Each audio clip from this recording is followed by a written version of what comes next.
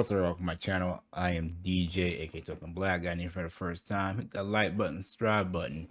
We're gonna do the breakdown of episode 4 of Andor. Like I said before, I'm enjoying this show. Sorry I'm a little late with this reaction to this video. I had a lot going on this past weekend from a hurricane and some other personal stuff that happened. But we're here to get the breakdowns and Easter eggs and things that we missed because, you know, like I said before, I am a brand new Star Wars fan. So some of the stuff might go over my head, but I am enjoying this. And like I said, Rogue One is one of my favorite movies, Star Wars movies. So this is like a prequel, all that. So I'm enjoying it. So let's find out, what did we miss this whole time? What did I miss? But Mr. Eric Voss from New Rockstars is here for us. Without further ado, let's jump right into it. Here we go. Welcome back to New Rockstars. I'm Eric Voss, and this is a breakdown of Star Wars Andor Episode 4, my favorite episode yet of this series, because it drops us into the middle of a rebel mission no one wants us on, and makes us host a space Nazi Senate dinner party we don't want to host. Space Nazi. Star Wars! You know, some of those other Star Wars content creators may feel dismayed by the low numbers covering this show, but I can hear the reckoning taps out there. The spark that ignites a flame. I have hope. Hope that more and more people are going to find out how great this show is. So the I like the show. Is the numbers that low? People talking about the show? Because you know what? These Andor Easter eggs are a bit harder to spot, and I got you covered. And this video is sponsored by Raid Shadow Legends. We'll give you some more info on them in just a moment. Nicholas Everybody's doing raids. Music hits way harder for episode 4 with this intense percussion. Every episode gets louder and louder, right? Because now we are off of the planet Ferrix, and Cassian Andor has joined the sprint of the rebellion. Luthen sets the coordinates for the planet Aldhani. Calculations complete. Is that important? Yes, the computer voice of Luthen's Fondor Hallcraft is a voice actor and sound designer David W. Collins, who's worked on a ton of Star Wars titles over the years, but I don't think he's credited on this. Bunch of bullshit. Cassian says, Fondor Hallcraft. Own them. Never seen one do that. Yeah, so hyperspace Warp travel drive requires hyperdrives powered by molecular displacement. Not every ship has a hyperdrive, especially smaller ones, because they're pretty huge. The fact that Luthen has somehow been able to install one of these on this smaller local vessel is likely how this trickster's been able to travel planet to planet undetected. Mandos and really Mandalorian has one of these drives in his small ships. Use the same rope to hang you, whether it's for a plasma coil or 20 million credits. Yes, plasma coils are parts used by the Incom Corporation, the company that builds X-Wings. Cassian speculates who Luthen is. Alliance, Sep, Guerrilla, Partisan Front. One of them. Isn't it all the same? Alliance, of course, referring to Rebel Alliance, Sep to Separatist in the Clone Wars era. Guerrilla and Partisan Front refer to Saw Gerrera's faction of rebels with more terroristic tactics. Cassian talks about his background. I fought in Mimban when I was 16. And who did it turn out we were fighting? Ourselves. Yes, Mimban is a bog planet, originally created for the 1977 Star Wars film and used in the 1978 novel Splinter the Mind's Eye by Alan. This is the kind of stuff I don't know about, like all the novels and everything. Star Wars expanded universe fiction. Mimban was mentioned in Clone Wars and if y'all got any like suggestions on a comic or a book novel series to read with Star Wars, leave a comment down below. I'll be really interested in that. Mimban is Me to get started with. met Chewbacca. So could Cassian have met Han or Chewie on Mimban? Maybe, but Luthen calls out that Cassian was actually a cook and maybe a deserter. You were on the ground in Mimban for 6 months. You came in as a cook. You lived because you ran. Cassian and Luthen say they were fighting themselves on Mimban. During the Empire, the campaign was actually waged against the Mimbanese Liberation Army, who was originally aided by the Republic clone troopers during the Clone Wars. So similar to United States war efforts in places like Afghanistan, the enemy are the kind of freedom fighters aided against a different enemy. So in a way, fighting ourselves, or at least fighting our own weapons. And again, by knowing that Cassian was a cook on Mimban, totally understand that. How much homework he has done on this guy, and how really that Starpath unit was a kind of test for a new recruit. I didn't risk my ass for the Starpath unit. I came for you. And Luthen reveals the score. The quarterly payroll for an entire Imperial sector. A smart plan. Cut the Empire's ability to pay their forces. Hit them in their wallets. Onto Coruscant. Its cityscape surface lit up from the space, but a closer look at the buildings show that the urban setting is colder, grayer, more muted in color tone than when we saw it in Revenge of the Sith and recently in Obi-Wan Kenobi flashbacks. Dedra Miro approaches the Imperial Security Bureau, the Empire's intelligence gathering sector. Major Partagaz is their superior. This was kind of interesting, this part of the Republic. Qyburn from Game of Thrones. Supervisor Grandi reports. The more like intel part of it, or CIA per se.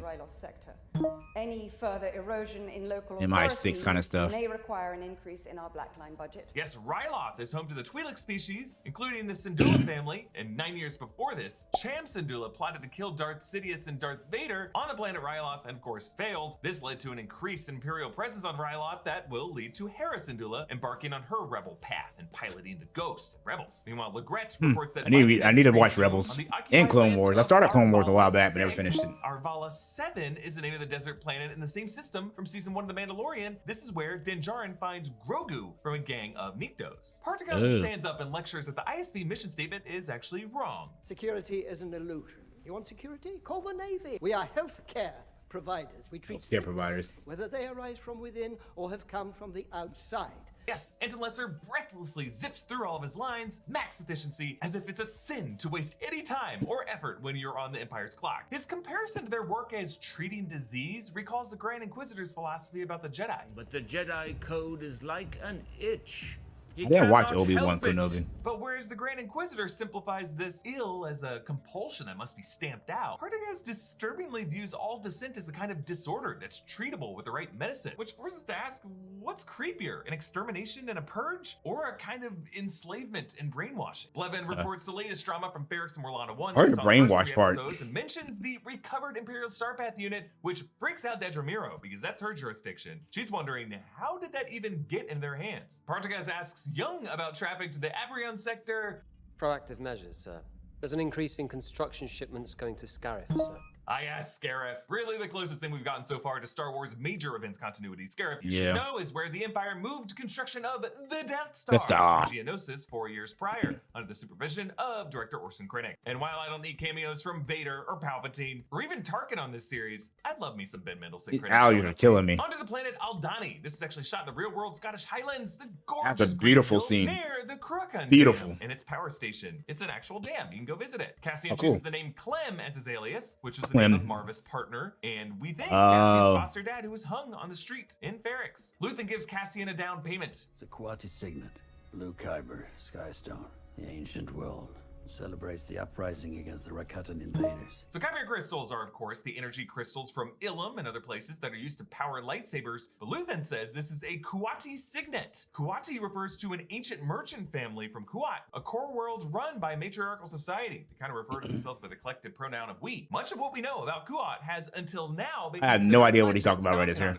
From titles like the Old Republic stories, ever since the 2015 Disney buyout. But lately, Star Wars titles have begun to recanonize certain Legends elements. It's really started with Thrawn in Star Wars Rebels, one of the coolest characters from the Legend stories, and it's continued on in these Star Wars Disney Plus shows with things like the Witches of Dathomir mentioned in Boba Fett. Similarly, the Rakatans were created for the Knights of the Old Republic game and were later established as the original creators of hyperdrive technology. They were an ancient race of conquerors who were wiped out by the Republic over the ages. So with this one little crystal, Andor just brought back in his Star Wars canon huge sections of Star Wars lore. I feel like Tony Gilroy probably asked I did not know that seemed that behind significant. this crystal, and Pablo was like, yes please. Luthen tells Vel Sartha, leader of this mission, that Clem is joining the team whether she likes it or not. And he starts out nice, but I love how he loses his patience with her. Take I don't him like in her. And lie about how it's come to pass. You plug him in as a replacement for anyone who goes down along the way. For the next 3 days, if for any reason, look at me! I wanted to lead. This is what he comes to. Luthen is clearly desperate for this mission to succeed and for Cassian to be a part of it. They just do such a good job in this episode establishing the stakes of this mission as a painfully arranged, timing-sensitive plot with a lot of moving parts, as if there's a number of off-screen Bothans who died to give us this information, and the window is about to close. Now, I notice Cassian has now shaved his beard using a blade, but leaving a sexy length of stubble. Now remember, since his mugshot was clean-shaven, I assume he's just worried about the recent looks he got on Ferrix, and I'm sure it has nothing to do with the actor needing different facial hair when they shot the Scotland stuff. Imperial inspectors have scored away the Primor folks, and one has to clear their trash, including a carton of what I assume contains some blue ramen, to a bin. Seriously, what is wrong with these people for leaving their workspaces a mess like that? Blevin representing Cyril Karn, Linus Mosk, and Chief Hind. Now, before we mention how Karn tailored his uniform, you can see how there's some orange trim around the edge that aren't on the uniforms of the other two. Oh, yeah. Next to Hind, you can see how Hind's company badge is sewn on crooked. Blevin tells Karn, "You've rung the final bell on corporate independence. As of this morning, the Milana system is under permanent Imperial authority." Rung the final bell, especially cutting as it recalls the time grappler bell on Ferrix, yeah. the temporal epicenter of the town, and the root of how they all clanged on metal to communicate their grassroots reckoning. Vel talks about The reckoning. He is something we will never discuss. When we get to camp, we're going to tell them this was my idea and we've been planning it all the while. We never mention him. Now, I don't assume like this is a her. form of deniability among the rebel factions in order to protect Luthen in case any of the rebels get captured or if they flip. Yeah. But this also feels a little personal between Vel and Luthen, like they might have a history. Maybe she is his daughter. She has the same hair color and the same frosty blue Could be. eyes, after all. Patrolling TIE fighters buzz past.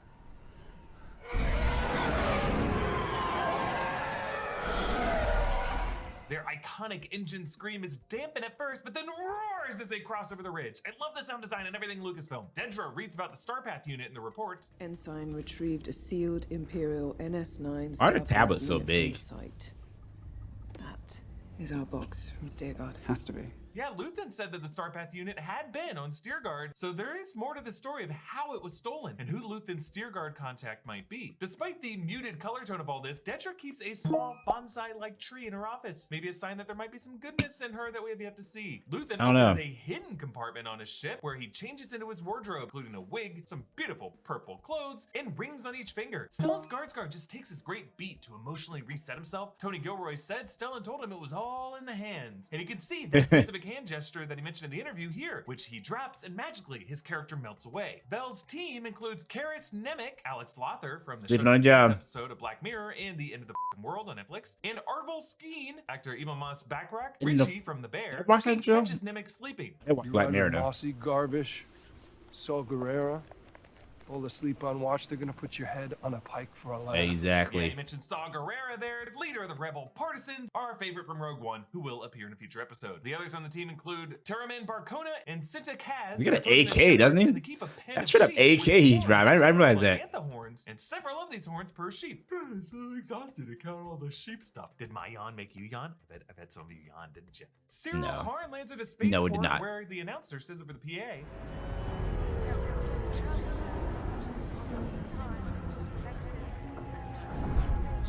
Tel Gordo Travel is a shipping company from the Star Wars role-playing game. Hosnian Prime, of course, the core world that will later become the capital for the New Republic until the First Order makes it go boom boom in The Force Awakens. Plexus was a sector also mentioned in the role-playing games, and Euphorus Major was a planet mentioned in a junior novel companion book to Star Wars Rebels. So Cyril's home world was I one of these don't three. know. Cyril takes That's the elevator just down. in too deep for me to The get. spaceport and the metro would be on the top levels of the cityscape, and the living quarters would be lower and lower further down. But it also just mirrors how this guy is pretty much rock bottom in his career. His mother, Edie, slaps him. Just slap the hell out of him. She's played by actress Catherine Hunter, Fig from the Order of the Phoenix, and played the witches in the tragedy of Macbeth last year. Senator Mon Mothma visits Luthen's storage and Riley, returning from Rogue One after first playing the role in a Revenge of the Sith deleted scene. Of course, the character first played by Caroline Blackiston in Return of the Jedi. This store is an intricate revolving door. This whole area is just bright and strolled by these rich women, making it seem like Coruscant's Rodeo Drive. Luthen tells Mon Mothma, "Free your mind, Senator. This is a place where time stands still."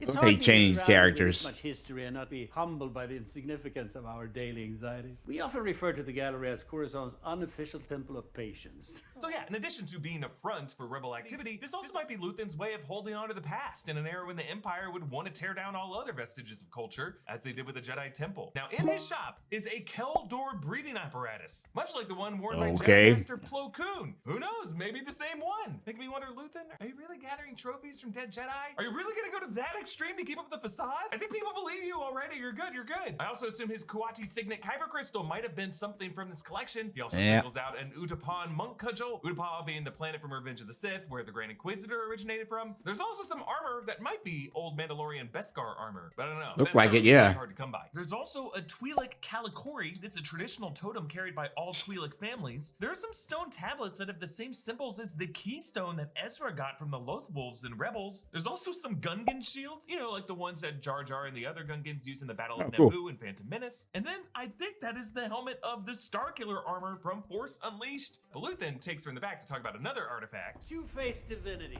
sun goddess, and a serpent from the overworld sharing the same mouth. Yes, this stone art reflects both Luthen and Mon Mothma as people. Both of them are two-faced figures in a way. One persona in the sun, one in the underworld, but both having to speak out of the same mouth. Mon Mothma says, I found someone I think can help me. Someone who?